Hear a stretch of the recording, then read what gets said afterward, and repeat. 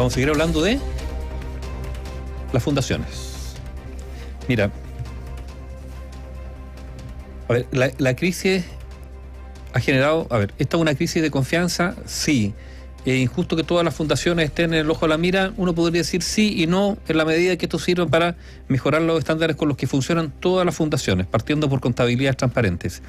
Pero fíjate que hoy día hay una pregunta, y una pregunta explícita que se formuló el senador José Miguel Insulza, del socialismo, miembro de la coalición de gobierno, claro, de la coalición del socialismo democrático. Él se preguntó, o hizo la pregunta, si una concertación de revolución democrática.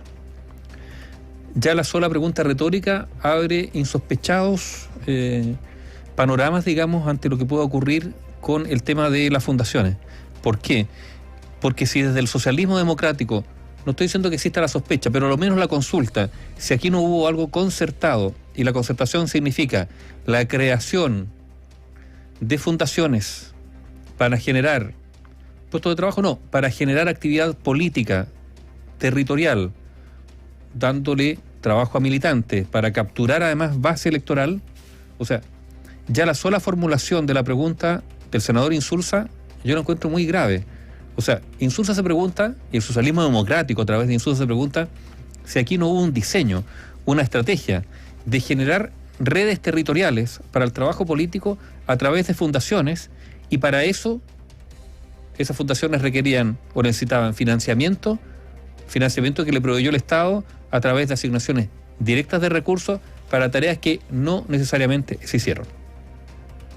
Al final, este es, como podríamos decir, la pregunta clave o la sospecha fundamental en torno a este caso. Es que aquí hubo una articulación, como dice Insulza, una concertación para crear un mecanismo que por un lado es de defraudación del Estado y por el otro lado es de financiamiento irregular de actividades políticas con la fachada de fundaciones. Yo creo que aquí es el planteamiento básico de lo grave que puede llegar a ser el asunto de las fundaciones o las corporaciones. Yo creo que hay una seria sospecha respecto a un modelo que se venía analizando y que se le empezó a dar luz verde por todos lados. Esto yo creo que va más allá incluso a estas alturas de lo que fue Democracia Viva. Nadie ha respondido, y debería hacerlo el ministro de Hacienda, nada más ni nada menos, porque a él se le encarga justamente el rol de cuidar los recursos públicos. ¿Por qué todos estos convenios y todos partieron desde septiembre en adelante como una especie de carrera de hípica por todos lados? Gobernaciones, Ceremis, municipios. ¿Es que acaso asentamientos precarios no pudo ver o visualizar que en los meses de invierno necesitaban recursos para poder trabajar con los campamentos? ¿Por qué tuvo que ser después, desde el 5 de septiembre, una especie de carrera, insisto, donde hubo un bocinazo y salieron todos a repartir bolsones con dinero a las fundaciones, que algunas efectivamente habrán hecho su trabajo, otras habrán hecho el trabajo más político, en fin, eso se tendrá que determinar? Es una duda legítima a estas alturas. ¿O es que antes no necesitaban la plata y se dieron cuenta desde septiembre en adelante? ¿Por qué nadie levantó la voz, y si es que alguien lo hizo, por qué todavía no se conoce sobre la unidad de asentamientos precarios del Ministerio de Vivienda? ¿Cómo si llegaban las órdenes centralizadas para el pago de depósitos o las modelaciones que se requieren para el traspaso de los recursos? ¿A nadie le pareció extraño que a partir del mes de septiembre, octubre, noviembre, incluso diciembre, se estén entregando plata tan rápidamente? Quienes manejan las cuentas, las distintas cuentas corrientes de los ministerios, ¿no les sorprendió? ¿No había ni un comentario? Los parlamentarios de las zonas, y esto también, perdón, va a la derecha, tan malos parlamentarios son que a nadie les alertado, nadie les llegó un dato de la calle, por último, a algún trabajador que le dijo: diputado, mire lo que está pasando con las fundaciones. ¿Tan malos son? ¿No hacen su pega?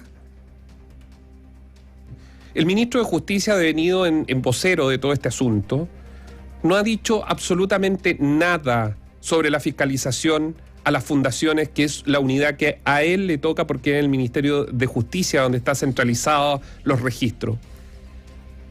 ¿Han hecho análisis sobre los objetos de las fundaciones? Es extraño. Mira, a ver, yo creo que aquí lo que viene ahora, y ahí se va a requerir que haya capacidad de fiscalización, es, independientemente de cómo obtuvieron los dineros, qué tipo de relaciones pueden haber, es si finalmente los recursos entregados se usaron para lo que se dijo que se iban a usar. Porque podríamos estar ante la figura de defraudación. Hay varios delitos. Sí, no, pero eso es lo importante, porque estamos hablando de dineros públicos que fueron solicitados fraude para al fisco y malversación. Esos serían los dos delitos que están... Pero aquí es plata que se ha pedido al Estado para hacer determinadas tareas. Por lo menos que esas tareas se hayan hecho. Y por lo tanto aquí debería haber, por parte de las autoridades, la capacidad de fiscalizar qué fue lo que se prometió que se iba a hacer, qué fue lo que efectivamente se hizo y a qué costo. Porque resulta que en la pintura de la fachada de Antofagasta, Néstor, de acuerdo a la cantidad de trabajadores que se iban a contratar, a la plata asignada, el medio timeline, que es lo que decía hoy día, que cada pintor, ¿sabes cuánto iba a pintar por día o no? ¿Cuánto? 1 metro cuadrado. O sea, estaba todo diseñado para que cada pintor contratado pintara al día 1 metro cuadrado. Y cada metro cuadrado salía más de 200.000 pesos. Entonces, a ver, hay que seguir la ruta del dinero. Partamos por ahí. ¿Qué se hizo con esa plata? ¿O qué fue lo que no se hizo con esa plata que se dijo que se iba a hacer? Es que ahí entran todos. Porque uno empieza a darse cuenta... Es que tienen que entrar todos. No, por eso te digo, pero entran todos, no solo los acuerdos de ingreso directo. ¿Saben por qué se lo digo? Porque si nos vamos con una lupa sobre las afinidad política a quien se le entregan los recursos, uno en mismo Antofagasta puede... con concurso, ganó el concurso, no fue igual que Democracia Viva, para que no salten y empiecen a decir no me comparen, no, si no es igual que Democracia Viva. Pero por ejemplo hay una fundación que en su minuto fue dirigida o estaba dirigida por Pablo Iriarte, que actualmente es vocero de gobierno de Antofagasta, de la Seremi de Gobierno.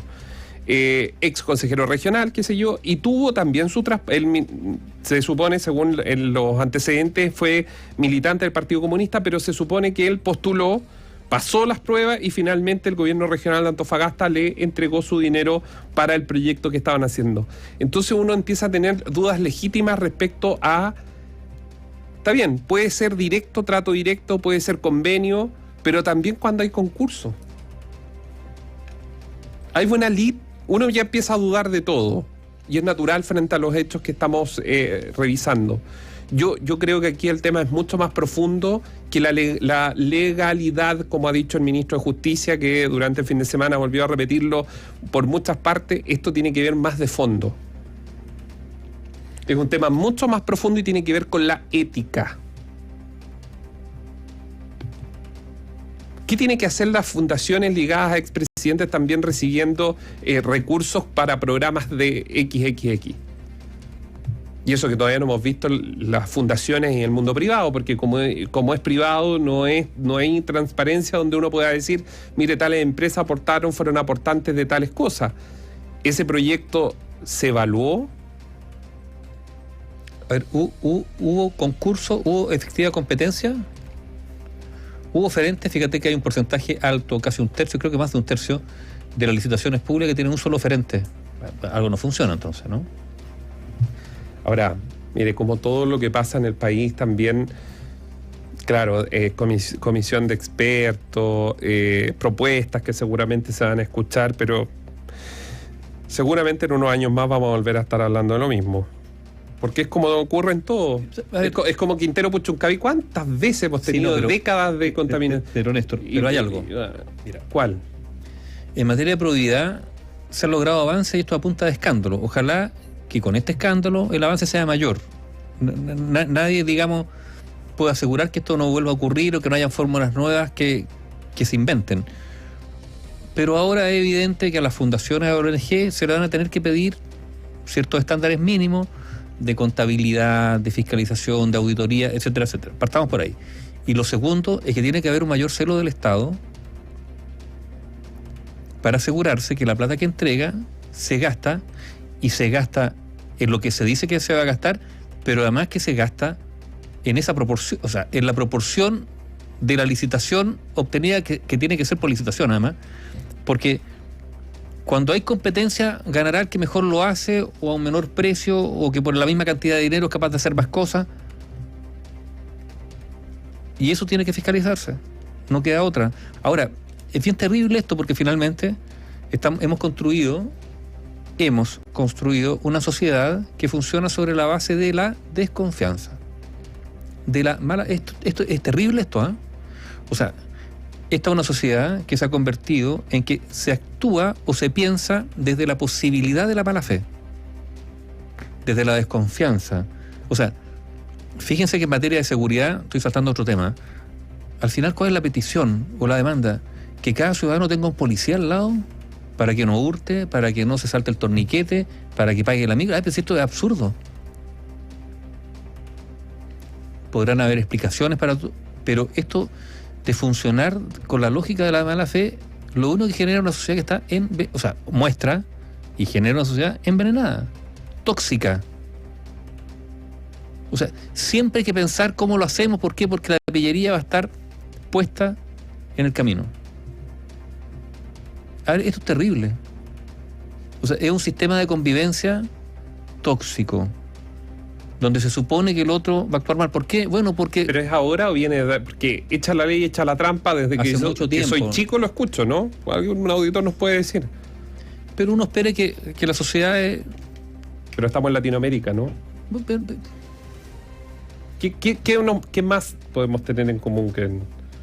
Bueno, esto es un problema de todo. Yo creo que es un tema del ser humano, de que hay que poner cierto... para los cambios culturales hay que tener medidas draconianas. Nada peor, digamos, que la generación nueva política que creyeron que ellos eran impolutos. O sea, eso es la primera tontería, digamos, con la cual uno puede enfrentar el mundo. No, o sea, aquí hay que enfrentar hechos de corrupción, de maldad. Perú, eso existe. Colombia, sí, Ecuador, pero Brasil. Es el parámetro que medirse, saber si durante tanto tiempo golpeamos la puerta de la OCDE, pero es que por algo sería, tiempo, ¿no? Dijimos que éramos diferentes al barrio. Es que no lo fuimos, po. Es eso a quiero llegar. Bueno, pero insisto, yo vuelvo de qué se puede hacer para recuperar espacios mínimos de confianza, porque eso es lo que se aspira como cuando uno vive en sociedad, ¿no es cierto? Vivir en una sociedad donde haya mínimos comunes, mínimas confianza. Y esto atenta contra eso. Entonces, el Estado tendrá que nuevamente empezar a preocuparse para generar las condiciones para que se avance hacia allá, pero si es el propio Estado o gente que ocupa el Estado que lo usa para crear, o como sugiere, cuestiona o se pregunta José Miguel Insulza, se concierta para generar mecanismos de defraudación, no hay mucho que hacer. Porque la sospecha es esta: la concertación para generar un mecanismo fraudulento para financiar la política. Volvemos nuevamente al financiamiento de la política, que fue el tema de Penta, el tema de los escándalos de hace ya un buen tiempo atrás. Que eran con platas privadas, ahora es con las platas públicas. Y que fue el gran argumento, digamos, para las generaciones jóvenes para desprestigiar o descalificar a las anteriores. Ahora, volviendo al punto inicial, ¿cómo nadie sospechó en el Ministerio de Vivienda lo que estaba pasando? Es muy, muy extraño. Es verdad que la jefa del servicio es la subsecretaría, en este caso la subsecretaria Rojas, que estaba en ese cargo, pero ¿cómo nadie alertó al ministro sobre los traspasos multimillonarios? Porque a esta altura ya no, usted comprenderá que no son traspasos millonarios, son multimillonarios que se estaban realizando. Es que nadie advirtió desde la Contraloría que estaban llegando decretos para toma de razón, y que no era uno ni dos, sino que estaban llegando decenas de decretos de toma de razón de cambios que se estaban haciendo en las glosas presupuestarias. Porque quizá hay un acostumbramiento que las cosas que se cambian se hagan así, que son sospechosas, pero ya hay que hacerle. Eso también supone una renuncia a ciertas tareas, creo yo. Porque dicen la legalidad. Está bien, a ver si está perfecta la legalidad y obviamente se tiene que hacer. Pero así como muchas veces se hacen observaciones... Tampoco está garantizada la legalidad, ojo. No, la legalidad de hecho sí, porque tiene que ver, por ejemplo, si llega una minuta, decir ok, el contrato está, la plata está en la cuenta corriente, ok, ya está. Ahí, porque no es el fondo, sino es la forma. Pero si le llegan de esa forma cientos y cientos de documentos en un par de semanas, ¿no me parece altamente sospechoso que algo está pasando con el presupuesto de la nación? ¿Que hay glosas que se están cambiando sus partidas? Al menos una observación, digo yo.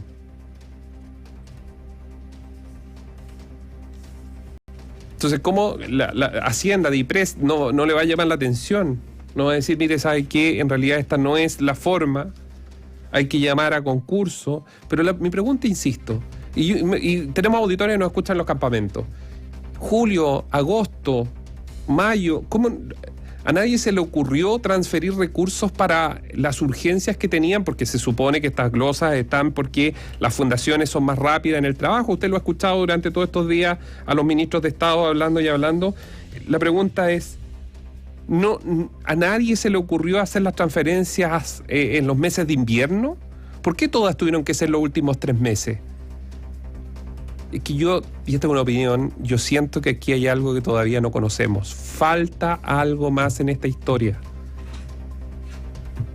Sino que reconozcan que la ejecución presupuestaria estaba al debe y que se estaba quedando con toda la plata y necesitaban darle una bajada a través de las fundaciones. Algo de eso lo dijo el gobernador de Los Lagos, Patricio Vallespín, que a final de año, como la ejecución va atrasada, rápidamente recurren a fundaciones y universidades para gastar.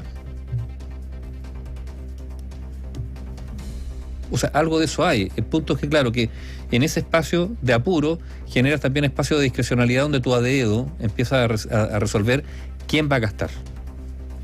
Y ahí es donde empieza a enturbiarse el asunto.